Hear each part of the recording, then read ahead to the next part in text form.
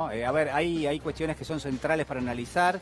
En el terreno sanitario, por supuesto que sí. Vamos a sumar a esta conversación a alguien que sabe mucho, no solamente de la cuestión sanitaria, sino también del mundo de la ciencia, que está ayudando a tener un abordaje de todo esto que estamos comentando. Y es Jorge Aliaga, ustedes lo conocen, es un referente de la ciencia, también es físico, es asesor provincial. Aliaga, ¿cómo estás? Buenas tardes. ¿Qué tal? ¿Cómo les va? Buenas tardes. Bueno, un gusto saludarlo realmente. Primero preguntarle un poquito cómo está evaluando este momento tan singular, tan impar, y puntualmente las decisiones que probablemente el gobierno va a tomar en las próximas horas que ya han trascendido, ¿no? Sí, como ustedes dicen, es un momento particular porque, bueno, como veníamos diciendo hace ya varias semanas, en la zona del AMBA viene con un crecimiento exponencial, que no es de ahora, que es de hace varias semanas. Justamente lo que hace complicado entender qué significa exponencial es que la velocidad de crecimiento va aumentando. Eso es un crecimiento exponencial. Y entonces, claro, de golpe uno dice, bueno, tenía 10 casos, se duplicaron en 15 días y ahora tengo 20, pero es el mismo fenómeno que si uno tiene 500 y en 15 días se duplicaron a 1000. Claro. O si tengo 1000 y en 15 días se duplicaron a 2000. Es decir, no es otra cosa. Efectivamente, una primera vez sube de a 10 casos, la segunda vez sube de a 500 o de a 1000, pero es el mismo fenómeno exponencial. Bueno, ahora se nota más porque, bueno, los números son mucho más grandes y porque además empiezan a hacerse cantidades que empiezan a encontrar una cosa que también es obvia, y es que los recursos, ya sean los recursos humanos de médicos, de enfermeros, las camas de terapia, la capacidad de hacer análisis de PCR, no por los kits, sino por la gente que opera los kits, es finita, no puede crecer en ningún lugar exponencialmente. Entonces, bueno, uno se encuentra con que los números empiezan a llegar a niveles cercanos a la saturación, y esto es lo que genera la alarma, ¿no? Ahora, Jorge, ¿cómo estás? Luli Trujillo te saluda.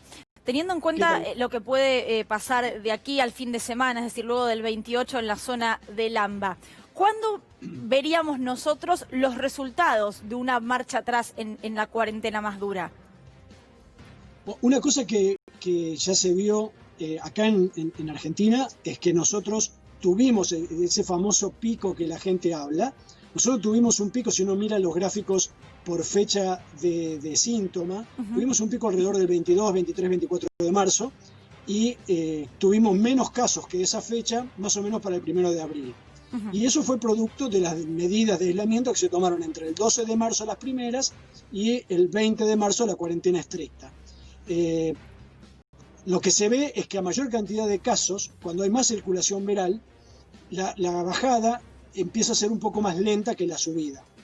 Entonces, uno no va a ver nada hasta que por lo menos pasen 10, 15 días de la medida que uno tome. Por supuesto que lo va a ver más claramente si la medida corta más la circulación de las personas, porque acá lo único que baja la cantidad de contagios y la cantidad de casos es que las personas dejen de contagiarse unas a otras. No hay mucho más que eso. Y eso se logra, en principio, separando a la gente. Obviamente lo que uno tiene que hacer es lograr en ese tiempo armar un muy buen mecanismo que ha funcionado en Córdoba y en Rosario de rastreo y aislamiento de los casos confirmados, de los contactos de los casos confirmados. Y eso es muy difícil de hacer cuando uno ya tiene miles de casos, porque hay que rastrear a decenas de miles de personas.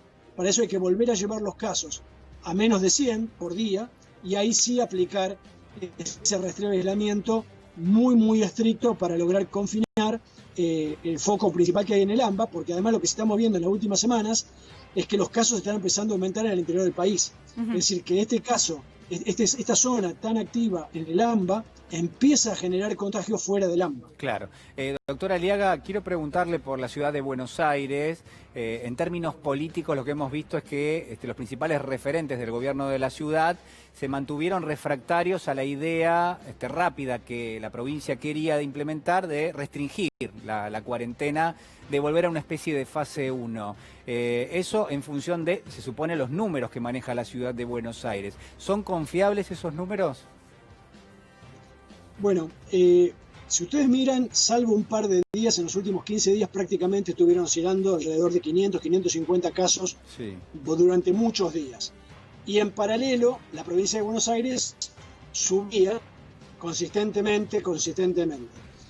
La verdad que no hay muchas razones para entender por qué suben los casos en la provincia de Buenos Aires y no suben en la capital federal cuando hay tanta circulación de personas de un lado para el otro. Y por otro lado, si bien eso se atribuyó al plan Detectar, en principio el plan Detectar es ir a buscar casos. Pero si uno a partir de cada uno de esos casos va a buscar todos los posibles contagiados, también va a encontrar muchas personas que no están contagiadas y van a dar muchos casos negativos. Y sin embargo, en la capital federal, la tasa de positividad desde hace ya más de 2 semanas, yo diría 3 o 4, está arriba del 35% y a veces hasta el 50%. Entonces, la sensación que uno tiene es que los casos que se están viendo son solo los casos que se están encontrando, pero no todos los que hay. Es decir, que hay muchos más casos en Capital Federal, también en provincia, seguramente, pero en provincia menos porque la tasa de positividad de provincia es más o menos 25%, no tan alta como en Capital. Ahora, Jorge, la pregunta es, ¿tiene capacidad, ya sea la provincia de Buenos Aires o la ciudad de Buenos Aires, para armar un equipo de rastreo? Digo, ¿hay gente? Primero, si hay gente. Y segundo, ¿esa gente está capacitada? Porque pienso que no es lo mismo una ciudad del interior de 200.000 habitantes que rastrear en plena ciudad de Buenos Aires. Sí, es cierto que no es lo mismo un pueblo del interior, pero ya el Gran Rosario o el Gran Córdoba no son tan sencillos. Y sin embargo se ha hecho.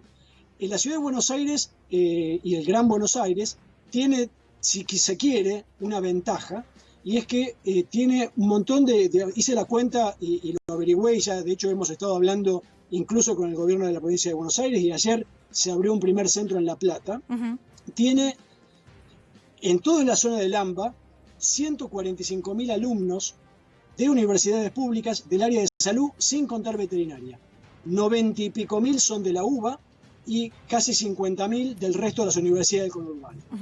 Esos son alumnos que ya son alumnos universitarios del área de salud, que yo estoy seguro que si cada universidad arma centros coordinados, en particular con la provincia de Buenos Aires, para el Gran Buenos Aires, y la UBA lo podría hacer con la capital federal, hay un enorme potencial de personas. Piensen ustedes que las declaraciones tanto del ministro de Salud como del jefe de gobierno dijeron que tenían del orden de 250 rastreadores.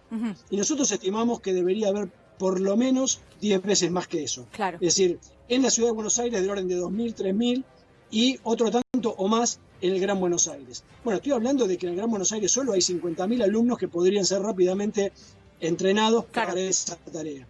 Y estamos hablando de gente que en principio una primera tarea la podría hacer incluso con un teléfono. Es decir, desde un lugar centralizado de las universidades, centralizado quiero decir con un sistema de llamados, pero que el alumno puede estar en su casa.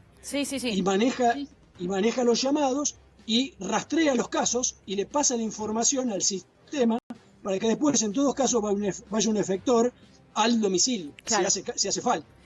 Ojalá se logre. Para que quede claro, lo importante es que si uno detecta un contagiado, alguien le tiene que preguntar rápidamente con quién estuvo los últimos 5 días. Y entonces hay que llamar a esas personas y decirle, mire, usted estuvo con alguien que es sospechoso de tener COVID. A lo mejor ni siquiera estoy seguro porque no tengo la confirmación, pero tengo la sospecha. Entonces usted podría estar contagiado. Quédese en su casa durante 4 o 5 días hasta que podamos detectar si realmente está contagiado o no, pero en el interín no contagie.